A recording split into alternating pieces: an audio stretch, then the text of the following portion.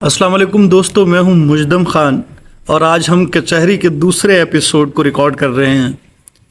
اس episode کا عنوان جو تھا وہ ہم نے پہلے سے طے شدہ کیا تھا تاکہ دوست احباب جو ہیں اپنے سوالات ہمیں بھیج سکیں اور ہم ان پر جوابات دے سکیں۔ تو اس کا موضوع تھا علامہ محمد اقبال کی شخصیت، ان کی شاعری، فلسفہ۔ تو آج ہم ڈسکس کریں گے ان کے فلسفے، شاعری اور شخصیت کو۔ میرے ساتھ وہی میرے بزرگ دوست ہیں جن کی عمر میں نے پچھلی دفعہ غلط بتائی تھی۔ ان کی اصل عمر 60 سال نہیں ہے بلکہ 256 سال ہے۔ اور یہ میں کیسے جانتا ہوں؟ اصل میں نے ایک ڈیٹنگ ویب سائٹ کھولی تھی اور وہ کاربن ڈیٹنگ ویب سائٹ تھی، تو وہاں پر ان کی عمر جو ہے صحیح طریقے سے مجھے معلوم ہوئی تھی۔ تو اجمل بھائی کیسے ہیں آپ؟ ٹھیک ہیں؟ جی بہت شکریہ، اتنا اچھا تعارف کروانے کے لیے بھی بہت شکریہ۔ اور کافی پرانا ہوں میں، اس میں کوئی شک نہیں ہے، لیکن آپ بہت نئے ہیں ماشاءاللہ، اسی لیے تو نئے لوگوں کے ساتھ ہوں۔ بہت بہت شکریہ۔ آج ہم اقبال کی شخصیت، شاعری اور فلسفہ پر بات کریں گے، اور دوستوں نے ہم سے سوال کیا ان کے جوابات دینے کی کوشش کریں گے۔ ہمارا کوئی حتمی موقف نہیں ہے کہ ہمیں ان کے تمام تر سوالوں کے جوابات آتے ہیں، ہم کوشش کریں گے۔ سب سے پہلے ہم ڈسکس کریں گے علامہ اقبال کی زندگی کو، اور ان کا براٹ اپ کیسے ہوا، کس ماحول میں وہ پروان چڑھے اور شاعر بنے۔ تو اجمل بھائی، میرا پہلا سوال یہ ہے کہ علامہ ان کی شخصیت جو ہے ہم دیکھتے ہیں، اس شخصیت کے بارے میں آپ کے کیا خیالات ہیں؟ بہت شکریہ مجدم، بالکل صحیح ہے۔ ایک تو اپنے سننے والوں کو اور دیکھنے والوں کو خوش آمدید۔ اور ایک بات ہم کلیئر کرنا چاہیں گے کہ ہمارا کوئی علمی یا عقلی دعویٰ نہیں ہے کہ ہم چیزوں کے بارے میں بہت جانتے ہیں۔ یہ جسٹ ایک اپنی عقلی بساط کے مطابق ایک کوشش ہے کہ ہم چیزوں کو ڈسکشن میں لے کے آئیں، اور اس سے ہمارے بھی علم میں اضافہ ہوتا ہے اور دوستوں کے ساتھ بھی بات چیت جاری رہتی ہے۔ صحیح ہے۔ اور ایک انر سیٹسفیکشن بھی رہتی ہے کہ کوئی علمی بات چلنی چاہیے اور وہ سننا سنانا اچھا لگتا ہے۔ تو آپ نے جو سوال کی طرف آتے ہیں، جو آپ نے کہا کہ علامہ اقبال کی شخصیت، دیکھیے میں سمجھتا ہوں کہ ہر بڑے آدمی کی طرح علامہ اقبال بھی ایک غیر معمولی شخصیت کے حامل تھے، اور جو بھی شخص زمانے میں تبدیلی کا سبب بنتا ہے وہ معمولی نہیں ہوتا، وہ غیر معمولی ہوتا ایسے ہی ہے۔ اور علامہ اقبال بھی بہت غیر معمولی شخصیت کے حامل تھے میرے نظر میں۔ ایسے ہی ہے۔ ہم ان کی شخصیت کو جب دیکھتے ہیں تو ان کی شخصیت میں بے پناہ پھیلاؤ ہے، اور وہ بے پناہ پھیلاؤ جو ہے ان کی فکری وسعت کی وجہ سے بھی ہے، اور بے پناہ تجربات کی وجہ سے بھی ہے جو ان کی زندگی کے عطا کردہ ہیں۔ اقبال کی شخصیت کو جب ہم مزید ایکسپلور کرنے کی کوشش کرتے ہیں تو ہمیں اقبال ایک ایسے انسان کے طور پر، ایک ایسے شخص کے طور پر نظر آتے ہیں جس کے اندر بہت حد تک کاملیت ہے۔ فی زمانہ اگر دیکھا جائے، اگر کسی انسان کو 7-8 زبانوں پر عبور حاصل ہو تو وہ آدمی کسی کامل انسان کی طرح نظر آتا ہے، اس کی شخصیت مکمل ہو جاتی ہے۔ تو اقبال کو ہم جب دیکھتے ہیں تو ان کے ہاں عربی فصحت کے ساتھ، ان کو عربی کا علم تھا اور وہ عربی جانتے تھے۔ اسی طرح انگلش کے بارے میں جب ہم دیکھتے ہیں تو ان کی کتابیں ہیں، ان کے خطوط ہیں، اور اس سے پتہ چلتا ہے کہ انہیں انگلش پہ بھی دسترس حاصل تھی۔ اور اس کے ساتھ ہی ہم جب فارسی کو دیکھتے ہیں تو فارسی میں ان کا کلام ہمیں ملتا ہے، اور وہ دواوین کی شکل میں ہے۔ اس کلام نے اثر بھی پیدا کیا اور اپنے پڑھنے اور سننے والے بھی پیدا کیے۔ تو یہ سب کچھ جو ہے اقبال کی شخصیت میں نظر آتا ہے۔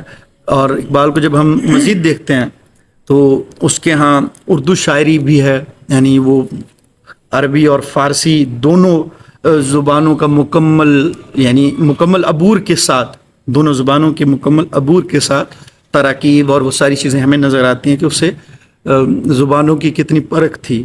ایسے ہی ہندی کے بارے میں دیکھتے ہیں، جو ان کے کچھ ماخوذ خیالات ہیں اور جہاں جہاں وہ میتھولوجی سے حوالے دیتے ہیں تو ہمیں پتہ چلتا ہے کہ انہیں ہندی کا اور سنسکرت کا بھی نالج تھا۔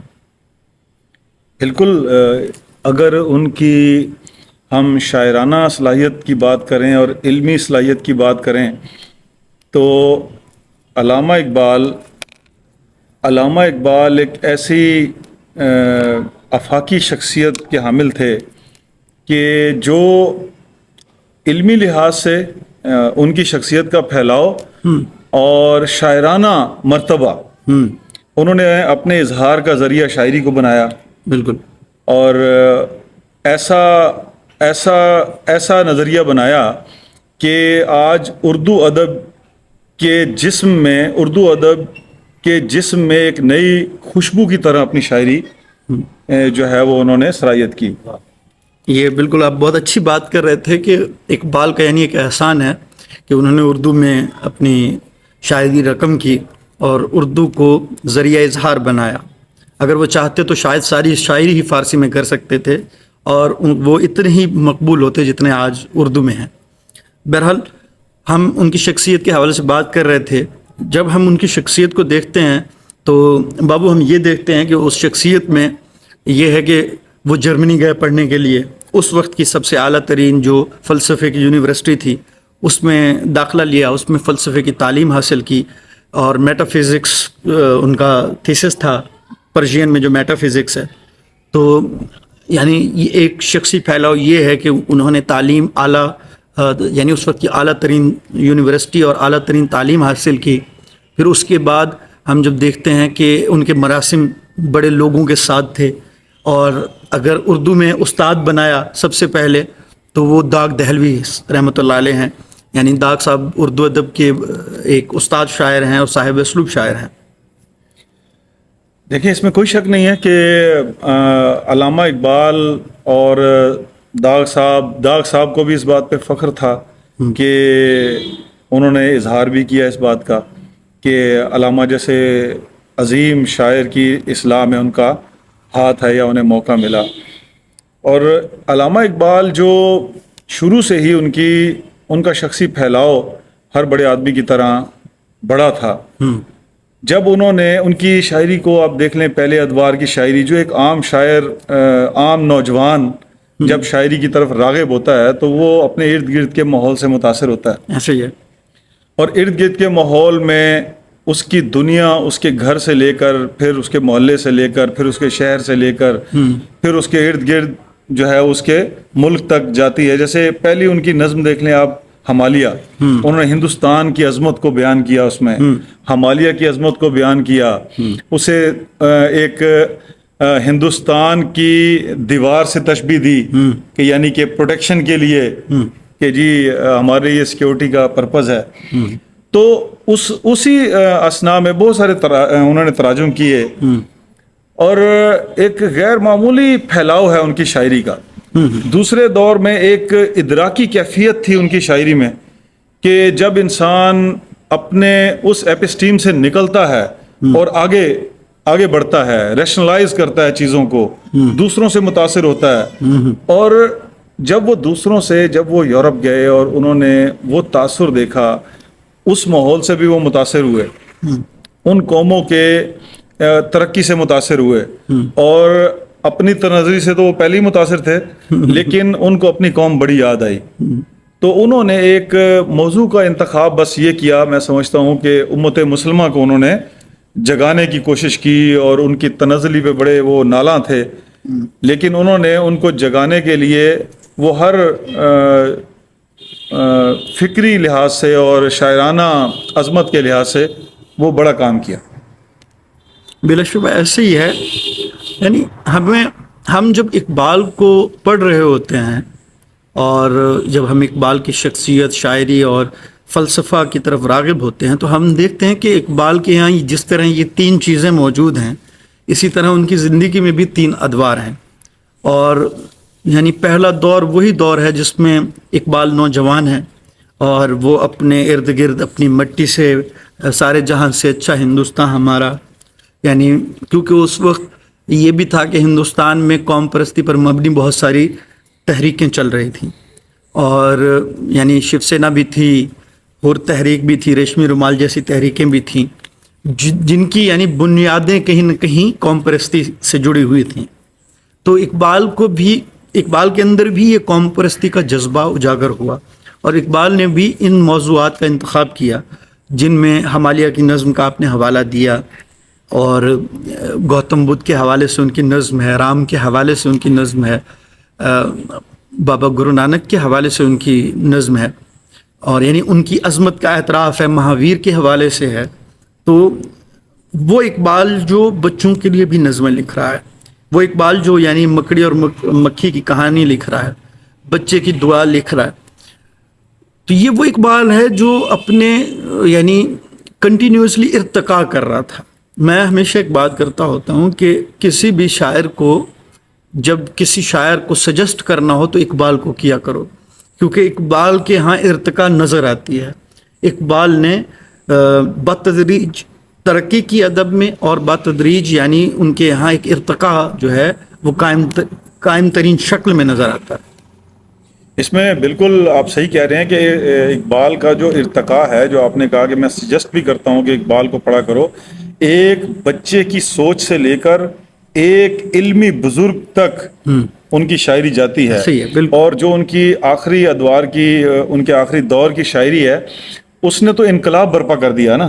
ہاں، وہ وہی ارتقا ہے جو ایک بچپن سے لے کر ایک بزرگ تک جاتا ہے، کہ جب ایک بزرگ علمی حالت میں ہو اور اس میں وہ شاعرانہ وفور اور وہ عظمت بھی موجود ہو کہ جو پوری دنیا کو ہلا دے، یا پوری دنیا کی اقوام کو ہلا دے، اور پوری دنیا کی اقوام نے ان سے سیکھا. مخاطب ان کا مسلم امت تھی، ایسے لیکن ہر قوم نے ان سے سیکھا. زوال پذیر قومیں جو ہیں ان میں ایک روح پھونک دی آگے بڑھنے کی، اور ایک ایسے کنفیوز انسان کو، کوئی بھی وہ فرد ہے، اس کو اجتماعی شعور کی طرف لے کے گئے کہ ایک فرد اگر کسی بھی نظریے پہ کام کر سکتا ہے یا اس کو سوچ سکتا ہے تو وہ اجتماعیت کی سوچ کیسے بن سکتا ہے. تو یہ ان کا بڑا کام تھا. بالکل آپ نے بالکل صحیح فرمایا. یعنی آپ کی بات کو سیکنڈ کرتے ہوئے میں یہ کہوں گا کہ علامہ کی تمام تر شاعری زوال پذیر قوموں کے لیے ذریعہ اظہار بن گئی. یعنی قومیں زوال پذیر تو تھیں، لیکن اس کے اظہاریے کا ان کے پاس یعنی کوئی وسیلہ نہیں تھا. تو اقبال نے ان قوموں کے حوالے سے شاعری کی ہے جو دن بدن زوال کی طرف بڑھتی جا رہی ہیں اور اپنی تاریخ سے نابلد ہوتی جا رہی ہیں. بہرحال اب ہم اقبال کی، یہ تو اقبال کی شخصیت ہے کہ اس میں اقبال نے یعنی جتنے امکانات ہیں ہم آج جتنے ڈسکس کر سکیں. اقبال ایسے شاعر اور انسان کے حوالے سے بہت لمبی گفتگویں ہونی چاہیے، کوئی 2-4 مہینے تو ہونے چاہیے آدمی کے پاس، تو شاید ان کی زندگی کا ایک حصہ جو ہے ہم ڈسکس کر سکیں گے. لیکن بہرحال ہم چیدہ اور جو ان کے ہاں بتدریج موضوعات آئے ہیں ان کی شاعری میں، ان پہ ہم بات کریں گے. دوسرا، اقبال کی شخصیت کو ہم نے ڈسکس کیا. اب ہم اقبال کو بطور شاعر ڈسکس کرتے ہیں کہ بطور شاعر اقبال کیا ہیں. مطلب آپ ایک اردو کے شاعر ہیں اور میں بھی اردو کا شاعر ہوں. جب ہم اقبال کو پڑھتے ہیں تو اقبال ہمیں کیا میسج دیتا ہے؟ عوام کے لیے تو ان کا میسج جو ہے یا ان کا پیغام جو ہے وہ بہت سادہ ہے، اور ہم دیکھتے ہیں کہ ہر وہ دوسرا آدمی جو کسی نظریے کا حامل ہے وہ اقبال پہ یا تو تنقید کر رہا ہوتا ہے یا تائید کر رہا ہوتا ہے اس کے نظریے کی. بہرحال یعنی ہم دیکھتے ہیں کہ ہر بہر صورت یعنی اقبال کو لے کر ایک ڈیوائیڈ ہے ہماری سوسائٹی میں بھی اور بیرون سوسائٹیز بھی، جو یعنی چاہے ایران ہو، مشرق وسطیٰ ہو، جہاں جہاں اقبال کو پہچانا جاتا ہے. ایز اے شاعر ہم اقبال کو کیسے دیکھتے ہیں؟ میرے حساب سے کہ اردو شاعری میں اقبال، میر اور غالب کے بعد ایک بہت بڑا نام ہے. ایک تہلکہ مچا دیا اقبال کی شاعری نے اور اقبال کے لہجے نے. اور اقبال نے میں سمجھتا ہوں کہ اردو شاعری کا مزاج یکسر بدل دیا. اقبال نے اپنی شاعری میں آ کے ایک بیانیہ دیا اور وہ مہا بیانیہ بنایا اس کو، اور بنا کے دکھا بھی دیا۔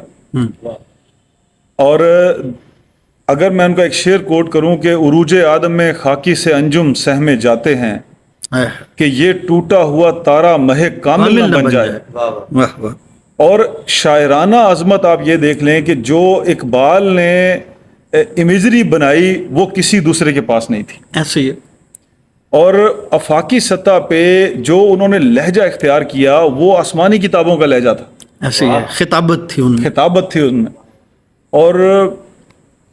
اور ایسے ایسے ہر موضوع پہ میں سمجھتا ہوں اقبال نے شاعری کی ہے۔ وجود زن سے ہے تصویر کائنات میں رنگ، اور ان کی نظمیں آپ اٹھا کے دیکھ لیں، اور میں سمجھتا ہوں کہ ستاروں سے آگے جہاں اور بھی ہیں، بالکل ابھی ابھی عشق کے امتحان اور بھی ہیں۔ یعنی وہ بات، وہ جو ایک ہم نے نہیں دیکھا تھا کہ شاعروں کے ہاں میٹا فزیکل ریئلٹیز کو اس طرح پوئٹیفائی کرنے کی اہلیت ہوتی ہے۔ مثلا ہمیں پتہ ہے کہ میر اور غالب کے ہاں یہ چیزیں آئی ہیں، لیکن وہ کسی بیانیے کا حصہ نہیں ہے۔ اقبال کے ہاں جو چیزیں آئی ہیں وہ ایک بیانیے کا حصہ بنتی گئیں، اور وہ بیانیہ وہی تھا جو اس نے ترتیب دیا۔ بالکل ایسی ہے، اور وہ بیانیہ میں سمجھتا ہوں کہ وہی انسان کے اندر ایک جہان مانی ہوتا ہے جو، اور جو اس کا نظریہ خیال ہوتا ہے اس کو ایک لائن آف ڈائریکشن بنایا اقبال نے۔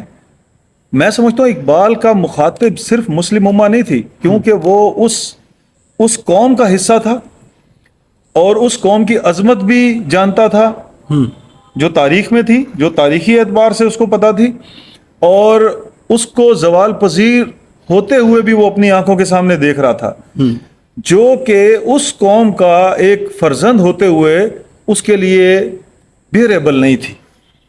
تو اس نے ان کو جگانے کی کوشش کی، لیکن آپ اقبال کی شاعری سے افاقیت نکال نہیں سکتے۔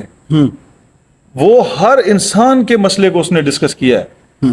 یہ سرمایہ دارانہ نظام یا جو ہمارا کالونیل سسٹم تھا ان کو اس نے ڈائریکٹ پکارا ہے، ان کو ڈائریکٹ ان کے گریبانوں پہ ہاتھ ڈالنے کی اس نے کوشش کی ہے، اور بیسکلی وہ کوشش، اس کے پاس قلم کی طاقت تھی، اس نے اس طاقت کا استعمال کیا، اس نے ہر اس فرزند کو جگایا جو اس نظام کا حصہ تھا اور اس میں وہ غلامی کی زندگی گزار رہا تھا۔ بہت اچھے، یعنی اقبال کی زندگی میں وہی 3 ادوار جو ہیں بہتم درجہ پائے جاتے ہیں، جس میں اقبال جوانی میں اپنے ماحول سے متاثر ہو کر شعر کہہ رہے ہیں، اور جب وہ آگے بڑھتے ہیں تو جیسے کوئی بھی آدمی جب اپنے اوائل میں ہوتا ہے تو وہ اپنے تجربات بیان کرتا ہے شاعری میں نا۔ مطلب نیٹشے نے کہا تھا نا کہ شاعر جو ہے بہت بے شرم ہوتے ہیں اپنے تجربات کو ایکسپلائٹ کرنے کے معاملے میں، تو اس نے اپنے تجربات کو ایکسپلائٹ کیا اور ان سے شاعری بنائی، اور وہ شاعری یعنی جس طرح عروج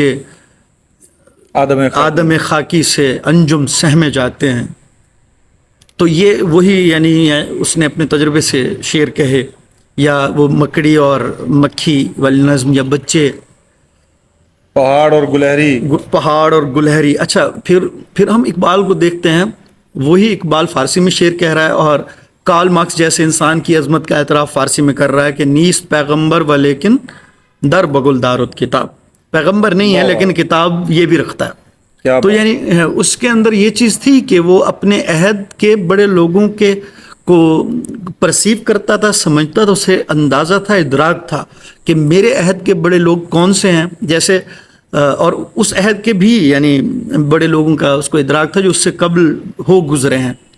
جیسے اب یہ بات میں نے سنی ہے، مجھے مجاہد جوتوی صاحب نے بتایا تھا کہ اقبال کا خط ہے خواجہ غلام فرید صاحب کو بھی، اور یعنی اس میں ایک اعتراف ہے کہ آپ کی موجودگی جو ہے اس دور میں ایک عافیت ہے۔ تو یعنی اس کو اس بات کا بھی ادراک تھا کہ اس خطے میں یہ آدمی بڑا آدمی ہے، اور وہ اس آدمی کے ساتھ رابطے میں تھا۔ اچھا، یہ تو ہم نے ڈسکس کر لیا ہے اجمل بھائی، ایک اور موضوع ہے ان کا فلسفہ۔ اب ان کے فلسفے کو لے کر بہت مختلف آراء ہیں، اور بہت زیادہ یعنی اس پہ اعتراضات بھی ہیں۔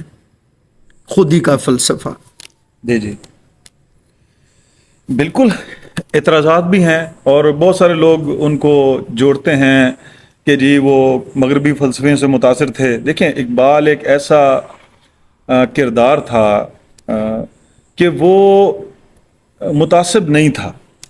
جو بھی جس میں بھی جو خوبی تھی اقبال نے اس کا اعتراف کیا. آپ نے ابھی خواجہ صاحب کی مثال دی. اقبال جس بھی شخص سے متاثر ہوتا تھا اور اس انسان میں لوگوں کو بدلنے کی یا کوئی بھی کمال دکھانے کی صلاحیت تھی تو اقبال نے اس کی تعریف میں یا اس کے لیے قصیدہ پڑھا یا کم سے کم اس کی تعریف کی. تو میں سمجھتا ہوں کہ جو اقبال پہ الزامات ہیں, جو اس کا مرد مومن ہے یا مرد کامل ہے, اس پہ بھی بہت سارے اعتراضات ہوتے ہیں.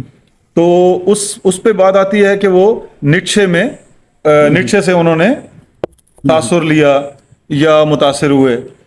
تو وہ نیٹشے سے متاثر نہیں ہوئے, وہ اس سے بھی پہلے یہ نظریہ ہے ابن عربی کا. واہ, یہ بہت اچھا. مرد کامل کا نظریہ جو ہے وہ ابن عربی کا ہے. اور اگر اس سے بھی پہلے کی ہم مثالیں دیکھیں تو مولا علی کا. تو یہ نظریہ موجود تھا اور اس پہ علامہ اقبال نے اس کو ایک ایسا رنگ دیا کہ جس کو فالو پھر دنیا نے کیا. اب وہ ہے کہ انسان کے اندر کا وہ جذبہ جس پہ انسان گرد ڈال چکا ہوتا ہے, وہ سمجھتا ہے کہ ایک انسان, وہ شعر ہے نا علامہ کا,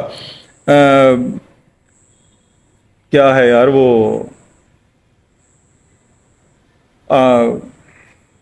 فارغ تو نہ بیٹھے گا, نہیں, ہر فرد ہے ملت کے مقدر کا ستارہ.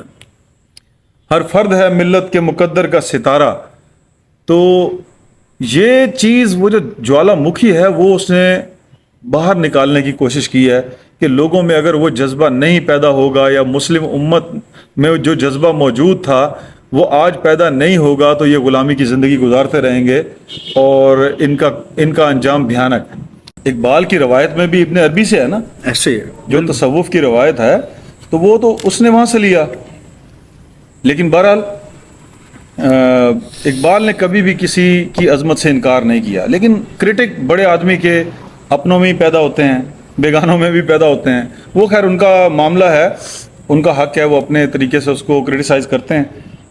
اور ہر بڑے آدمی کو اس کے کرٹک بھی ملتے ہیں اور اس کو چاہنے والے بھی ملتے ہیں.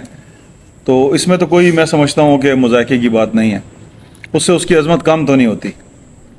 بالکل ٹھیک کہہ رہے ہیں. یہ کہ یعنی پہلی بات جو آپ نے پتے کی بات اس میں جو ہے وہ یہ ہے کہ اقبال کے ہاں جو نظریہ خودی ہے یا مرد کامل کا نظریہ ہے, جس کو مرد مجاہد یا مرد مومن وغیرہ کہتے ہیں, یہ غلط العام ہے کہ یہ فریدرک نیٹشے سے ہے. یہ اصل میں ابن عربی سے ماخوذ ہے. اور ابن عربی کے یعنی فصوص الحکم میں جیسے آپ نے کہا پہلا باب ہی حضرت آدم علیہ السلام کے بارے میں ہے اور اس میں تفصیل سے بتایا گیا ہے کہ انسان کامل کیا ہوتا ہے. اور حضرت ابن عربی رحمۃ اللہ علیہ کے نزدیک جو بڑا آدمی ہے یا جو کامل انسان ہے وہ ہے جس کے اندر خدا کی صفات کا ظہور ہو. تو حضرت آدم علیہ السلام کیونکہ اللہ کی طرف سے بطور خلیفہ زمین پر بھیجا گیا, تو وہ اس تصور میں رہتے ہوئے یعنی اقبال کے ہاں جو مرد کامل کا نظریہ ہے وہ فریدرک نیٹشے کا نہیں ہے. فریدرک نیٹشے اور یعنی اقبال کے نظریہ خودی میں بہت فرق ہے. فرق یہ ہے کہ ایک میں اقدار جو ہے انسان خود وضع کرتا ہے. یعنی فریدرک نیٹشے کے نزدیک کامل انسان وہ ہے جو اپنے اقدار خود وضع کرے, یعنی اور وہ طاقت کے ذریعے وضع ہوں گے.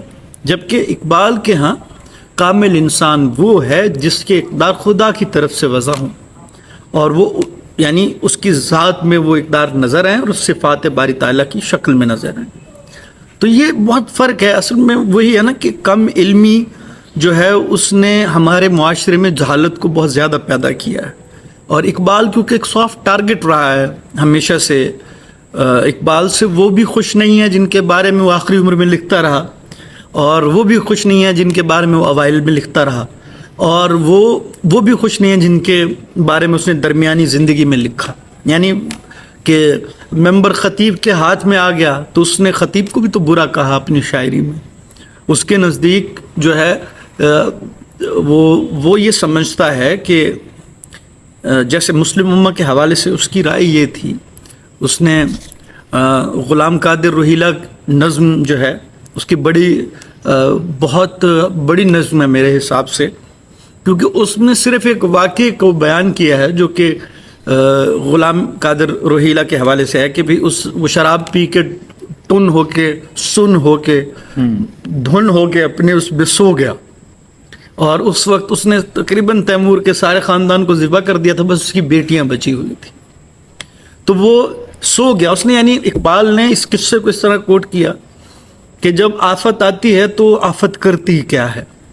تو وہ سو گیا کہ مطلب اب اس کے اندر اتنا گلٹ تھا کہ مجھے تیمور کی بیٹیاں قتل کر دیں. تو اس میں وہ نشے میں دھت ہو کے سو گیا، تو آنکھ اس کی کھلی تو ساری بیٹیاں چیٹیاں سب بیٹھی ہوئی تھیں، کسی نے اس کو کچھ نہیں کہا. وہ خنجر بھی دے کے ہاتھ میں سویا تھا. تو اقبال نے اس پر تاریخی جو مصرع کہا وہ یہ ہے کہ حمیت نام ہے جس کا گئی تیمور کے گھر سے. تو وہ حمیت جو ہے، یعنی اقبال کہتا ہے کہ مسلم امہ کے اندر حمیت ہی ختم ہو چکی ہے. یعنی اب یہ کولیپس کر کے وہاں پہنچے ہوئے ہیں جہاں سے دوبارہ کبھی ریگین نہیں کر سکتے. یہ ریگین تب کریں گے جب یہ اپنے آپ کو یعنی تھیورائز کریں گے دوبارہ سے اور ریکنسٹرکٹ کریں گے اپنے آپ کو، اور اپنے آپ کو الائن کریں گے ماڈرن نالج کے ساتھ. اقبال نے کہیں نہیں کہا کہ ماڈرن نالج کے ساتھ اپنے آپ کو الائن نہ کریں، بلکہ اس نے یہ کہا کہ جو جدید علم ہے وہ انسان کی مادی ترقی میں معاون ثابت ہوتا ہے، لیکن اس کی جو سبجیکٹو دنیا ہے اس میں کوئی اس کی مدد نہیں کرتا. تو کیا اس بات پر کسی کو اعتراض ہے کہ یہ کوئی غلط سٹیٹمنٹ ہے؟ یعنی ایگزسٹینشلزم کا سارا فلسفہ اس پر کھڑا ہے. ایلینیشن کی تمام تر تعریفیں جو ہیں آج کے ماڈرن آدمی پر پوری اترتی ہیں. یعنی آپ البرٹ کیمس سے لے لیں، ٹھیک ہے نا، فریڈرک نیٹشے کے نائلزم کو لے لیں، سارترے کی لا یانیت کو لے لیں. الغرض آپ کسی بھی بڑے فلسفی کو اٹھا لیں تو آپ کو یہ چیز ملتی ہے کہ یہ سارے جو ہیں انسان کی سبجیکٹو دنیا کے کولیپس ہونے پر کلام کر رہے ہیں. اسی سبجیکٹو دنیا پر اقبال نے بھی کلام کیا، اور ہمارے ہاں اس کلام کو پسند کیوں نہیں کیا گیا، یہ بات مجھے آج تک سمجھ نہیں آئی. میں یہ سمجھتا ہوں کہ جو ویسٹرن فلسفی میں جو ایگزسٹینشلزم ہے نا، اگر کوئی اور تھیوریز بھی لے لیں تو اقبال سے نفرت صرف اس وجہ سے ہے کہ جتنے لوگ ریشنل اپروچ کی طرف چلے جاتے ہیں وہ مذہب سے دور ہو جاتے ہیں. اور اقبال نے مذہبی فلسفہ، یعنی اس کے فلسفے میں سے خدا نہیں نکل سکتا. یعنی حالانکہ اقبال کبھی بھی ایک فرد کو، ایک معاشرے کو گرنے نہیں دیتا، موٹیویشن دیتا ہے کہ وہ کھڑا ہو، وہ آگے بڑھے. وہ کسی صورت جو ہے وہ ستارے کو بجھنے نہیں دیتا. لیکن ایز اے شاعر، ایز اے انسان، اقبال وہ والی بات، ایلینیشن والی بات آپ جو بات کر رہے ہیں، ایبسرڈیٹی والی بات کہ دنیا کی محفلوں سے اکتا گیا ہوں یار، اب کیا لطف انجمن کا جب دل ہی بجھ گیا. تو یعنی وہ انسانی کیفیت اس میں موجود ہے. اب وہ لوگ شاید اس کو اس لیے کرٹیسائز کرتے ہیں کہ اس کی شاعری میں ایک اسپیسیفک امت کو جگانے کی بات ہے، اس میں ایک قوم کو مخاطب کیا گیا ہے، اور اس میں اس کا فلسفہ جو ہے وہ تصوف سے ریلیٹ کرتا ہے. تو شاید اس پہ زیادہ تنقید اس وجہ سے ہوتی ہے میرے خیال میں. یعنی اس پہ تنقید کی ایک وجہ یہ ہے کہ لوگوں کو یہ لگتا ہے کہ اقبال نے مذہبی لبادہ اوڑھ رکھا تھا، اور مذہبی لبادے والوں کو یہ لگتا ہے کہ وہ ایک سیکولر آدمی تھا یا ریشنل آدمی تھا. اب المیہ یہ ہے کہ قوم پرست اس بات پر خفا ہیں کہ اس نے سندھ کا ذکر کیوں نہیں کیا، سرائکیوں کا ذکر کیوں نہیں کیا، پختون کا ذکر کیوں نہیں کیا.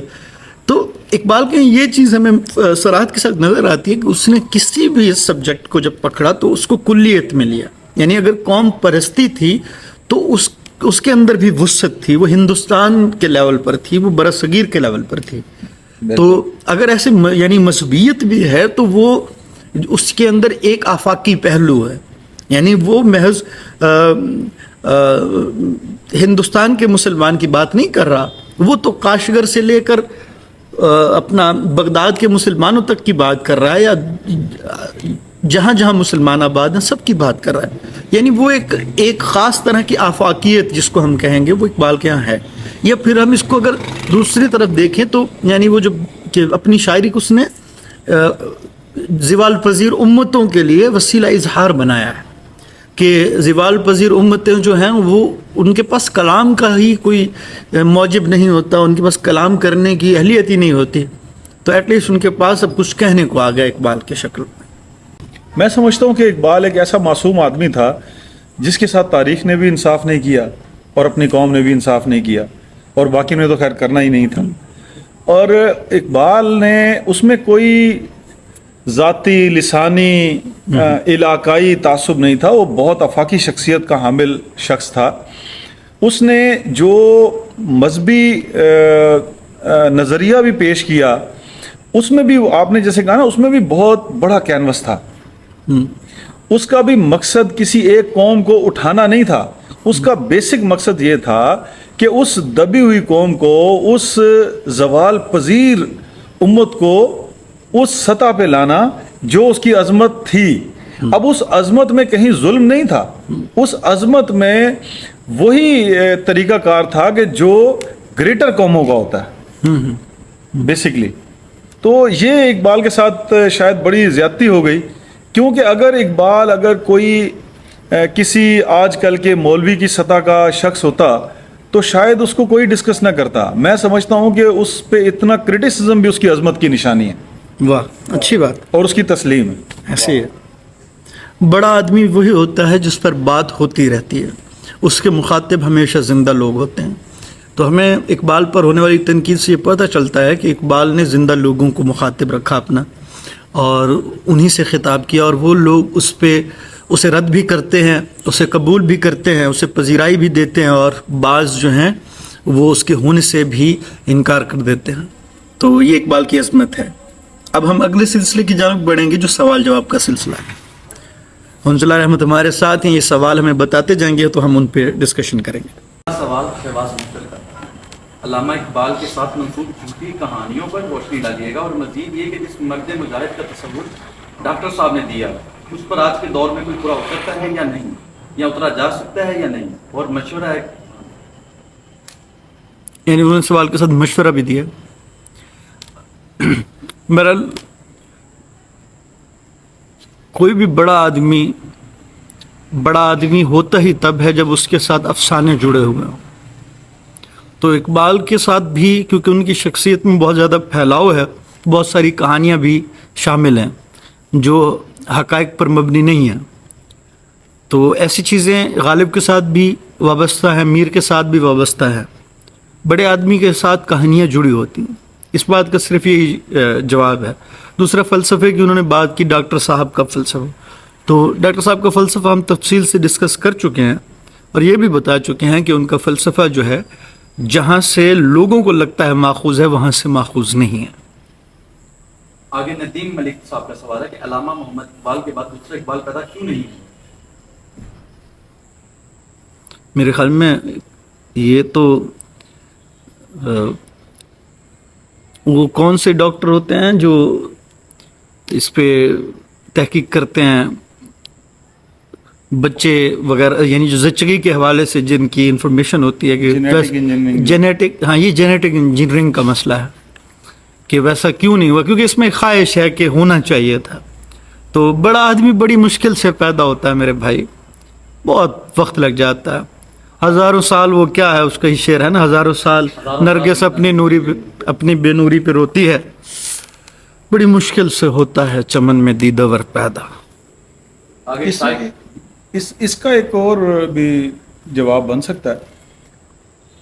دیکھیں، علامہ کے بعد علامہ اقبال اور کوئی بھی بڑے آدمی جو ہے نا وہ کرائسس میں پیدا ہوتے ہیں، اور کرائسس میں دو فورسز کم سے کم دو فورسز کام کر رہی ہوتی ہیں. یعنی ایک فورس جو ہے وہ غلبہ حاصل کرنے کی کوشش کرتی ہے، اور دوسری فورس جو ہے اس غلبے کو ختم کرنے کے لیے جد و جہد کرتی ہے. علامہ اقبال کے بعد کا جو دور ہے میرے خیال میں اس میں کوئی ایسا کیوس ابھی تک اس لیول کا پیدا ہی نہیں ہوا. قوم میڈیاکر پیدا ہو رہی ہے اور کوئی ایسے کرائسس سے دنیا گزری نہیں ہے. جب بھی کرائسس سے دنیا گزرے گی اس میں بڑے لوگ پیدا ہوں گے انشاءاللہ. اس کا ایک میں جو جواب دینا چاہوں گا وہ یہ ہے کہ دیکھیں ہماری روایت میں اقبال کے بعد نون میم راشد پیدا ہوئے ہیں اور وہ اقبال کے رد میں انہوں نے ساری شاعری کی ہے اور وہ بہت بڑی شاعری ہے اور وہ اس کا بہت بڑا مرتبہ ہے اور وہ ایک یعنی آخری بڑا آدمی نظم میں ہم نے راشد ہی پیدا کیا. تو آپ وہ ہماری پوڈ کاسٹ دیکھ بھی لیں, ہم نے ریسنٹلی اپلوڈ کی تھی راشد پر. آگے شاہد سعیدی صاحب کا سوال ہے کہ علامہ اقبال کی شاعری کا موجودہ دور میں کیا مقام؟ شائق ہمارا دوست ہے اور اس پہ بڑا چٹکلا بھی ہو سکتا تھا, لیکن بہرحال میں اپنے پہلے اس میں کہہ چکا ہوں کہ اقبال کبھی پرانا نہیں ہو سکتا. اس کی وجہ یہ ہے کہ اس کے ہاں زوال پذیر امتوں کے لیے ذریعہ اظہار پیدا کرنے کی صلاحیت تھی اور اس نے وہ ذریعہ اظہار پیدا کیا. آپ کی کیا رائے ہے اس میں؟ دیکھیں فنی اعتبار سے اگر ہم کہیں کہ اقبال سوری آپ کا سوال کیا تھا؟ کہ اقبال کا دور حاضر میں جو ان کی شاعری ہے اس کا کیا مقام ہے؟ فنی اعتبار سے اقبال کے بعد اقبال جیسا کوئی پیدا نہیں ہوا. اس کی وجہ ہے یہ اس کا معیار ہے. ہم لوگ ڈسکس کرتے ہیں, اس میں کوئی شک نہیں ہے, راشد کو. ٹھیک ہے, راشد اگر ہم اقبال کے بعد کسی کو بڑا کہہ سکتے ہیں تو وہ راشد ہے. لیکن ہماری رائے کے مطابق راشد بھی اس اوج کمال پہ نہیں پہنچا جہاں اقبال تھا, لیکن اقبال کے بعد راشد ہی ہے. تو آج کے دور میں اقبال جیسا اقبال کے کلام کا کیا مقام ہے, تو وہ مجدم نے بالکل ٹھیک کہا کہ اقبال کبھی پرانا نہیں ہو سکتا. کہ جس شاعری کے اندر نظریات ہوتے ہیں نا, جس شاعری کے اندر کوٹیشنز ہوتی ہیں, وہ شاعری ہمیشہ بڑی شاعری رہتی ہے, وہ آفاقی سطح پہ ہمیشہ ڈسکسیبل رہتی ہے. آصف صاحب کا سوال ہے کہ پشتو زبان کے دو مشہور شعراء خوشحال خان خٹک اور رحمان بابا کے کچھ اشعار کا اردو ترجمہ علامہ اقبال صاحب کے اشعار میں کیوں ملتا ہے؟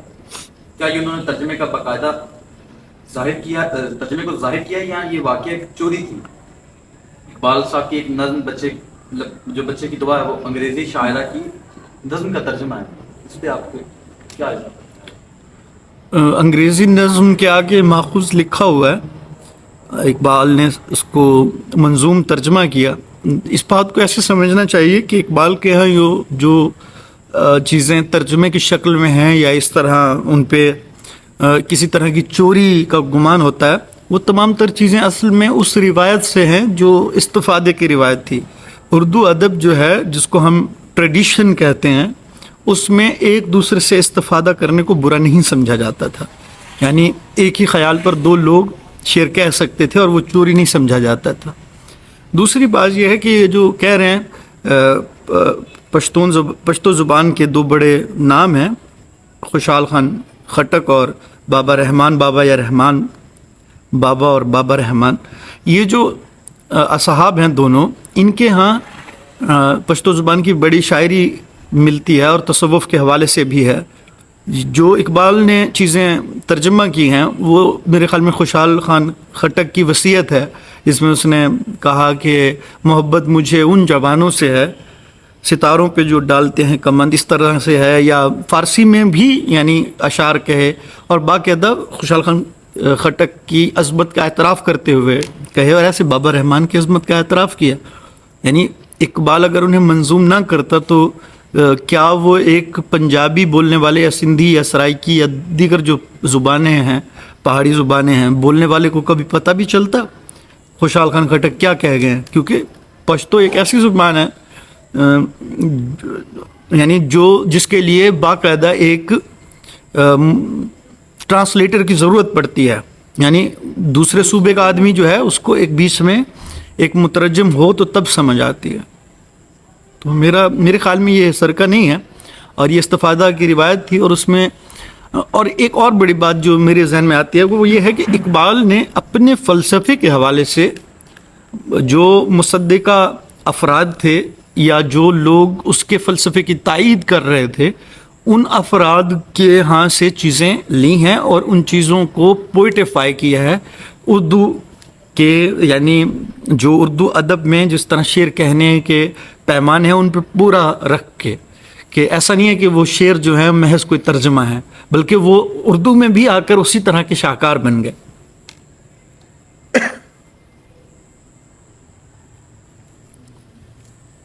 میرا اس پہ ایک سوال ہے کہ ہم مغرب کو دیکھتے ہیں، وہ جو ترقی کرتے ہیں، جو بھی ان کے ادب میں یا علم میں جو بھی معاشرتی حوالے سے وہ ترقی کرتے ہیں، ہمارے وہاں یہاں وہ ٹرانسلیٹ ہوتی ہے اور وہ کچھ عرصے تک پہنچتی ہے۔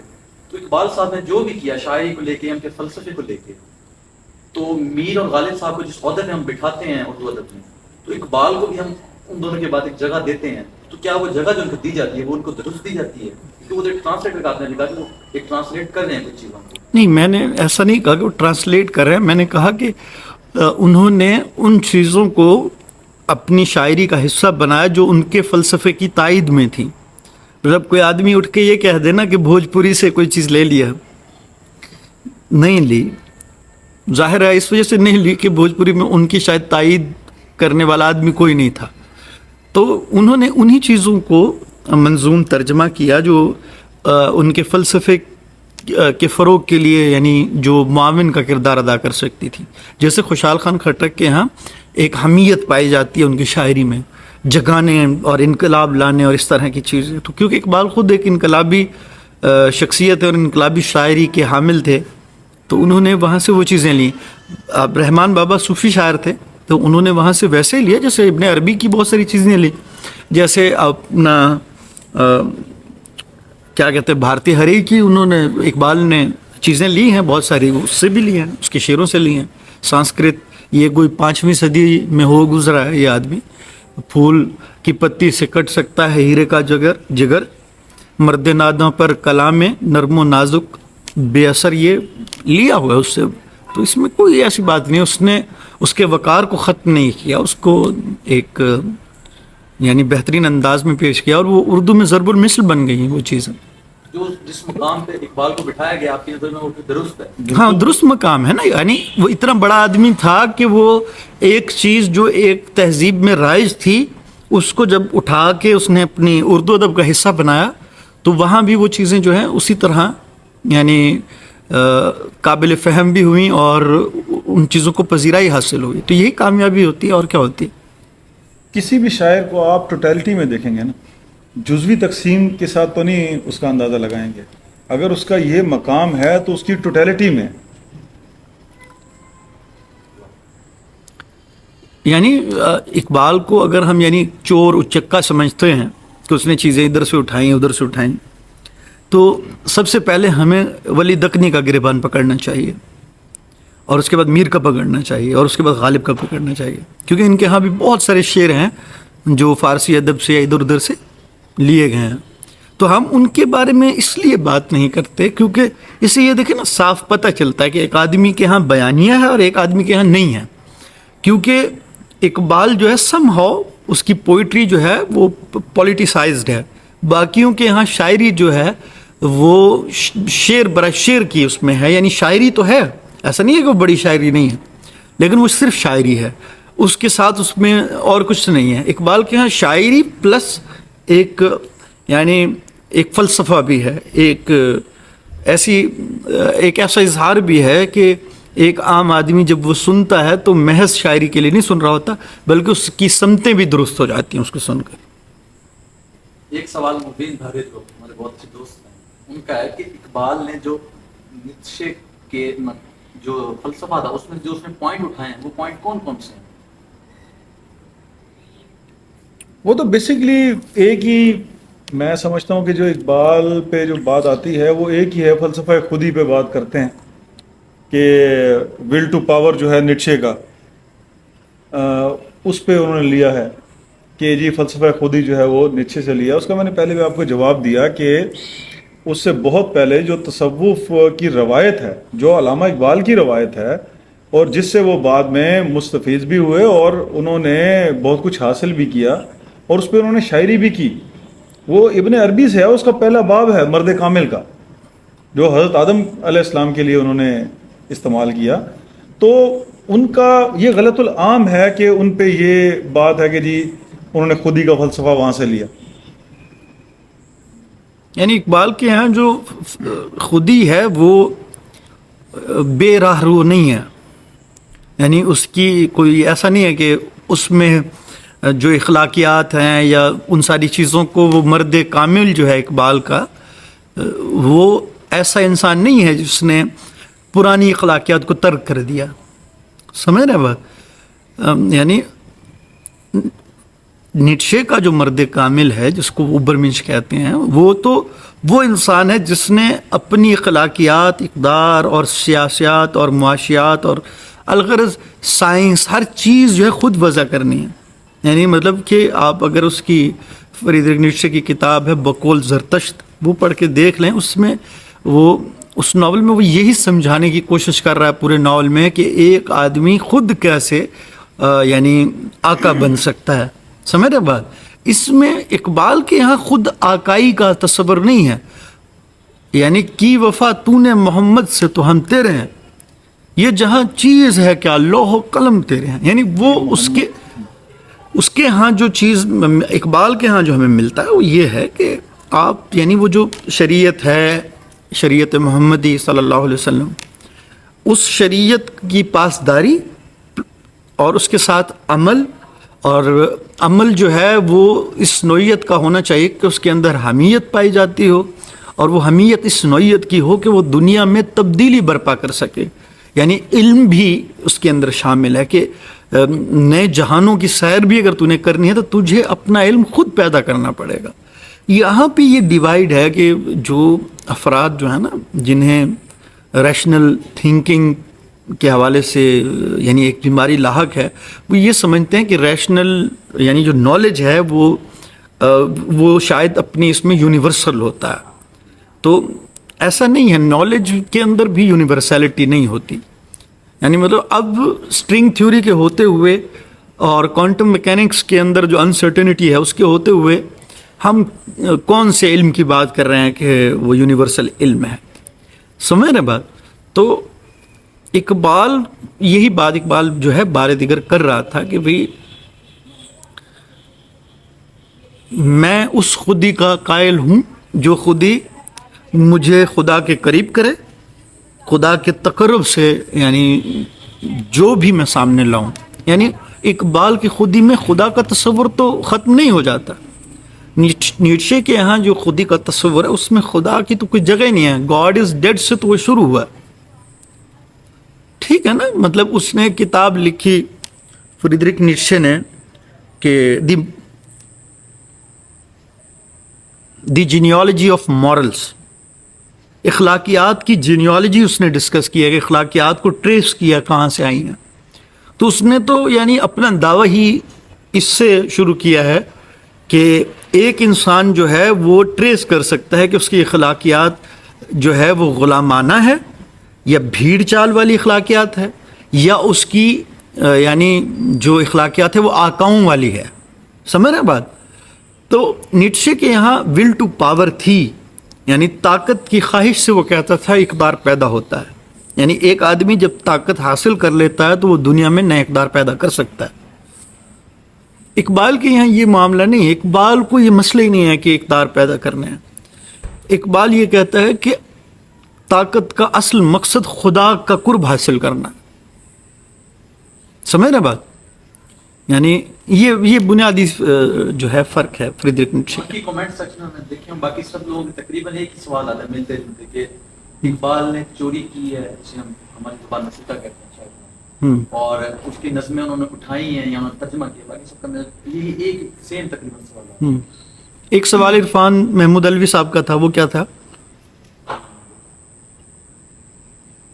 عرفان صاحب ہمارے نے کہا تھا یہ خودی کا فلسفہ کہاں سے لیا اقبال نے. اچھا آئی تھنک آئی ہوپ کہ ان کو بھی جواب مل گیا ہوگا.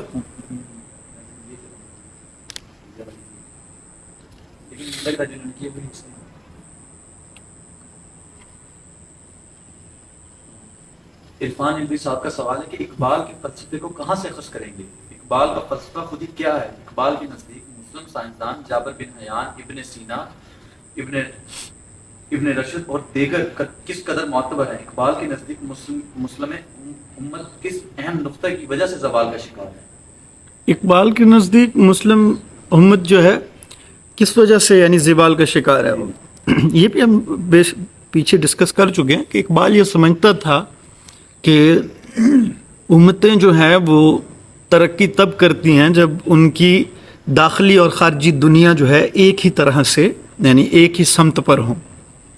تو وہ مغرب کے ہاں جو اس کی تنقید ہے مغرب پر، وہ تنقید بھی اسی روش پر ہے کہ وہ یہ سمجھتا تھا کہ مغرب نے شیطان سے سودا کیا ہے، مثلا اپنی روح بیچ کر مادی دنیا جو ہے اس کو خریدا ہے، کہ اب اس کے یہاں ایک کھوکھلا پن پایا جاتا ہے، اس کی دنیا جو ہے وہ کولیپس کر چکی ہے، جو اس کی سبجیکٹو ورلڈ ہے، یعنی اس کے یہاں حقیقت جو ہے وہ یونیورسل نہیں رہی. مطلب اب تو ہم پوسٹ ماڈرنزم اور یہ ساری چیزیں جو ہیں دیکھتے ہیں.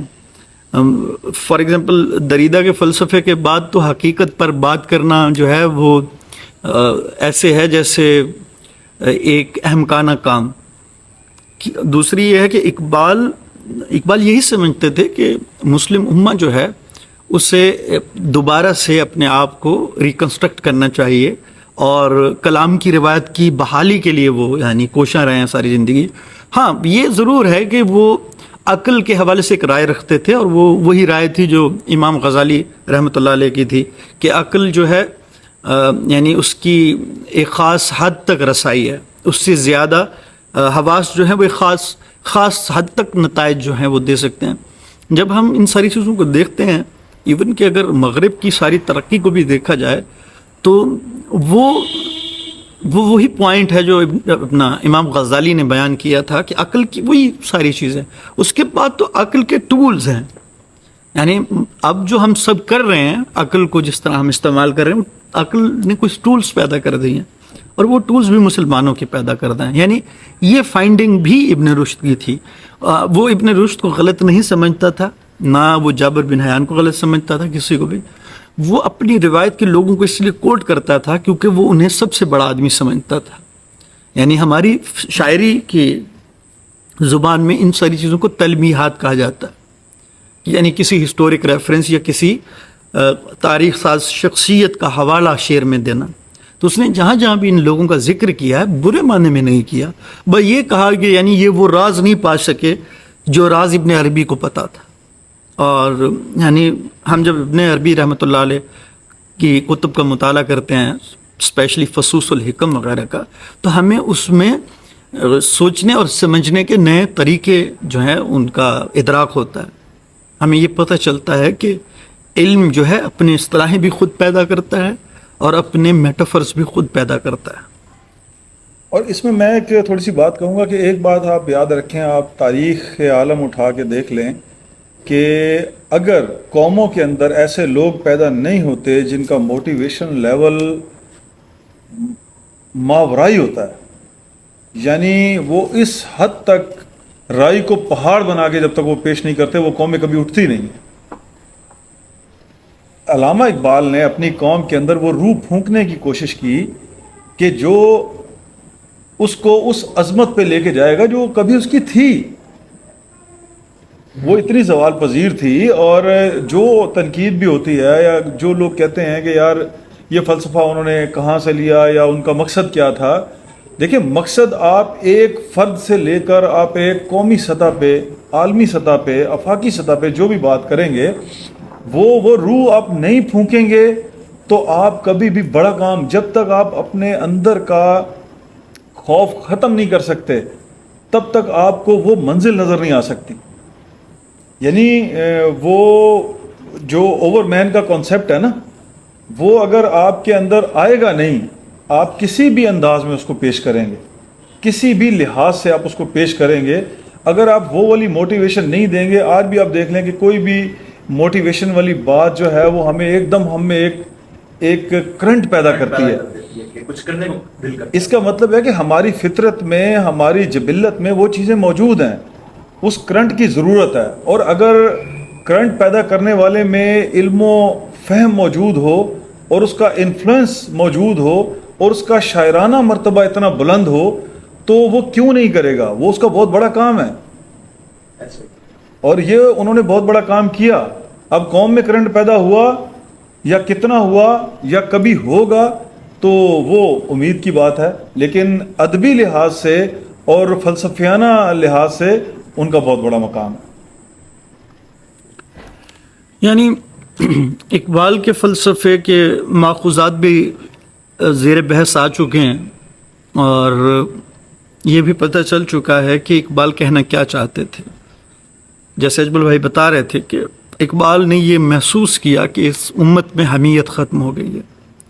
یعنی حمیت سے مراد یہ ہے کہ فائٹ بیک کرنے کا جذبہ ختم ہو گیا ہے اور یہ امت جو ہے اپنے اس میں آخری مراحل پر ہے.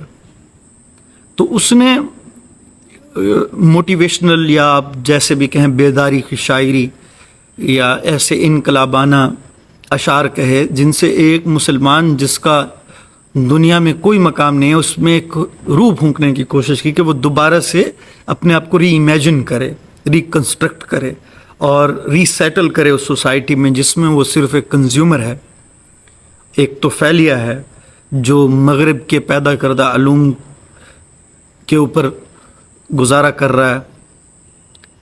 تو آئی ہوپ کہ یہ جوابات آپ کو اچھے لگے ہوں گے اور مزید ہم اسی طرح جو ہے یہ سلسلہ جاری رکھیں گے اور انشاءاللہ اگلے موضوع کا تعین کر کے آپ تک موضوع پہنچائیں گے اور آپ سوال پوچھ سکتے ہیں اور آپ کمنٹ میں اظہار بھی کر سکتے ہیں اگر آپ کو ہمارے جواب پسند نہیں آئے یا آپ ان جوابات سے متفق نہیں ہیں، کیونکہ ہمارے جوابات سے متفق ہونا ضروری نہیں ہے. بہت شکریہ آپ کا.